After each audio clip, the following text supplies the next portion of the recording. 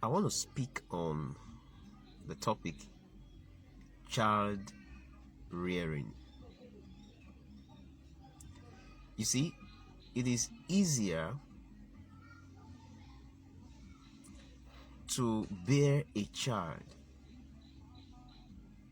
than to train a child. Anybody that is healthy can bear a child. But to rear the child, to raise the child, to train the child to maturity is one of the most difficult jobs in this world. And because many parents fail in raising their child, that is why the world is actually how it is. Terrorism, mention it, all sorts of vices and evil that takes place. It is human being that does it, and they all came from the products or as a product of another person. So you can see it's out of failure, parental failure, that the society is experiencing the vices that they are experiencing. So it's a very difficult job. And as a believer, your job as a parent is to raise your child, is to rear your child, is to train your child to maturity, and that child becomes a believer. That child takes over from you and even does better as a believer in Christ Jesus.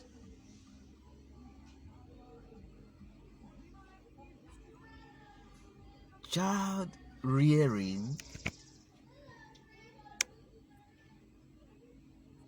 is a full-time job. It's not a part-time job. And is the job of parents. If you are alive as a parent, do all your best to make sure you bring your children up by yourself. Don't contract someone to do that job for you. It's so important. Child rearing is programming of the spirit, soul, and body of that child. And that will determine what the child is going to do all through life. It is very, very difficult to live against your childhood upbringing. Very difficult.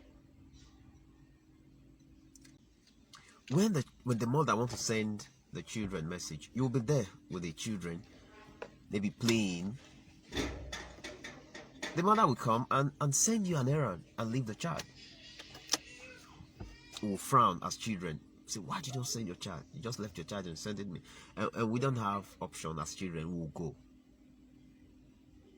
But something happened along the line. When the children grew up, even the eldest, that's even not even my age, it's the eldest. And you see them smoking, stealing, doing all sorts of things in the village. They became a reproach. And one time, their father was dying. The eldest son told the father, I'm telling you what happened before my eyes.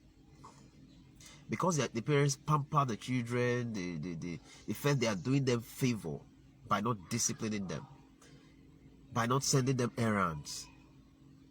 They thought they were doing them favor. They didn't know that those things were forming the characters of the children and what they will eventually become when they grow up. And then the other son told the father, I was there. It's not what they told me. He said, you are going to die like a lizard. That's what the child told the father. But at the point, the father was telling the child, say, come, I will sell everything I ever had before I die. You're not going to inherit anything from me. Why? Because the father felt the son was a bad child. But it was the father who made the child bad. And the child told the father in return, if you sell everything you have before you die, you're going to die like lizard. He won't bury you.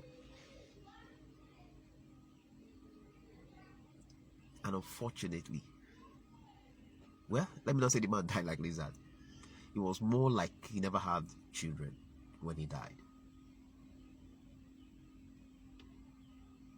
And then later on, the mother became sick again. They told the boy, take your mother to the hospital. Maybe say, I don't have any money. I'm not having work. I don't work. I don't do nothing. I don't have money.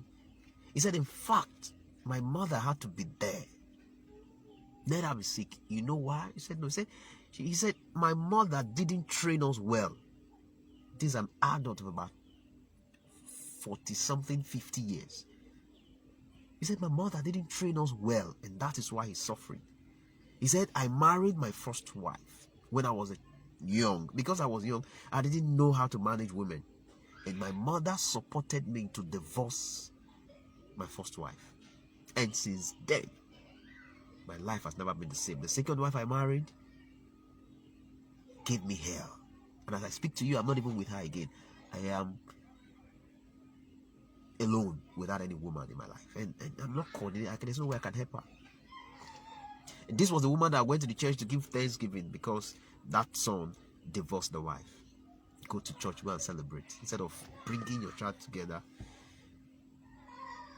and schooling them how to do marriage, you supported their divorce. And the woman eventually died. The child couldn't help. Until now, the child is more or less useless to himself. I said, okay, now you are an adult. Your parents didn't train you well. Then you pick up and be good for yourself. He couldn't. That is the power of child rearing. That's the power of formation. That's the power of the programming from the childhood, like I said. It is what you program in as a child that the child will run with when the child grows old. You know what Proverbs 22 verse 6 said? Train up a child in the way he should go, and when he's old, he will not depart from it. That is just the logic. It's very simple. So I wanted to take note of some things. As your children grow, help them to see good images. As much as possible, avoid them seeing corrupt images when they are growing up. The programming takes place, and that's why you can see most of our media, entertainment, but whatever you see, evil images like signatures at every point. They are not there for nothing. They are there to capture our young generation, those who cannot divide the truth. It's programming. And if they see corrupt images, of course they are going to see, because they always go out, they go online, some they watch videos, you are not there, they watch televisions, they watch different programs, you are not there. But try to, as much as possible, to counter those images by showing them good ones. Try as much as possible to correct those evil images they are seeing by showing them good ones. That's how you counter it. The eagle said, if the hunter have learned how to shoot without missing, we, the birds, have learned how to fly without perching. So that's it. So if the world and the society will always show your children bad images to corrupt them, to corrupt their programming and how they think and how they do things eventually, then you don't be tired of rearing them by showing them the right images to counter the wrong ones that they are seeing. Note that, point number one. Number two, make them see good, or rather make them hear good sounds, good words, gospel messages, good musics. All these things will help to form your children's character. Make them hear good sounds, good music, good messages, gospel messages, good musics, not corrupt ones. It's difficult. You can see, that's why I told you it's one of the most difficult jobs to do in this world. It's not a part-time work. It's a full-time job. And then you will succeed in Jesus' name. Number three, expose them to good feelings. Expose them to good and godly feelings, good environment. Like fellowship. Allow them, expose them to fellowship. Some persons, they hide their children from fellowship. But you are there, your child is not there. You feel, let them be there, let them there. You hide them from fellowship. You are doing them evil, very good evil. That's what you're doing to them. Don't hide them. Expose them to good environment. Meet good friends. Meet godly friends. Let them fellowship among believers. Next, expose them to good associates. Choose the school that your children will attend by yourself. Choose it carefully. Don't take your children to certain schools because they don't discipline them. No, rather take them to school where they will discipline them. Another person said, I suffered so much, I don't want my children to suffer. It is because of that suffer you suffered that you are successful today. And you're hiding your children from suffering. They will never learn how to earn. They will depend on gifts. So discipline, that's what people call suffer. You were disciplined and that's how you were successful. And you don't want your children to go through the same process and you think they will be able to sustain your success. If you don't make them go through that, you'll be surprised that even before you die, some of those properties you are acquiring for them, they will sell it. There's a popular saying that people who like buying lands will end up having children who like selling lands. Why? You concentrate on buying properties for them. You don't concentrate on training them and showing them how it is you are able to buy those properties. The only thing they will learn is how to sell them when you are gone. If you are not lucky when you are alive.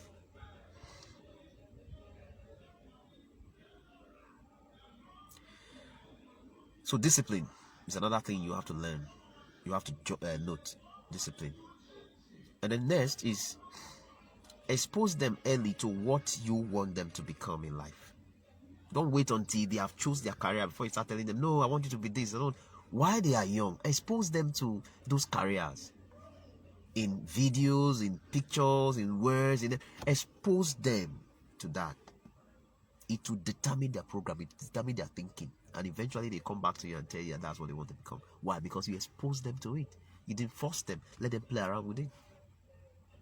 Tell me your friends, I'll tell you who you are. Birds of the same feather flocks together. That is how the life works. So expose your children young enough to what you want them to become in life.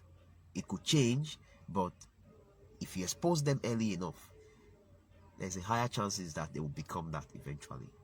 So long as that career, that path you want them to do is a good one. Monitor what they expose their senses to. You know what sense organs are. Monitor what they expose it to. Don't expose them so much. Monitor them. Note that children will always do what you do and not what you say. If you like, be the best sermonist in the world to your children. You're joking. So long as what you do is contrary to what you say, they are going to do what you do, not what you tell them to do. If you don't tell them to do nothing and you do the right thing and they see you, they are eventually going to do what they see you doing. So be available to your children. Show them examples. Show them what you want them to become. It's very difficult for children to learn any good thing without seeing one. Very difficult. Don't tell them theories. Show them practicals. And you leave the stories. The children are not used to long sermons. Show them and they'll go with you. Do not curse your children. No matter what they do, bless them. Correct them in love. Don't lay curse on your children. Consciously or unconsciously, bless them unconsciously. Don't curse them unconsciously. Be a blessing to your children. Speak good words into their life. Don't see Isaac, Jacob, I gathered his children and spoke into their life and all those things came to pass. You think it's just there. It's for the Bible. No.